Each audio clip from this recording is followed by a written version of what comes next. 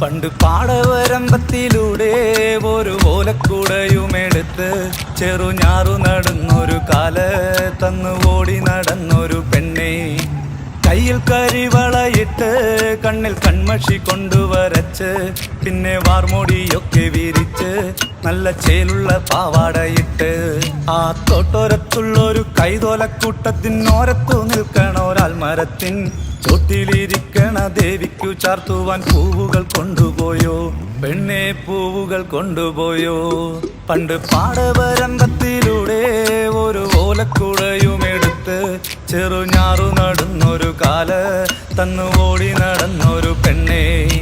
കയ്യിൽ കരിവളയിട്ട് കണ്ണിൽ കൺമഷി കൊണ്ടുവരച്ച് പിന്നെ വാർമോടിയൊക്കെ വിരിച്ച് നല്ല ചേലുള്ള പാവാടയിട്ട്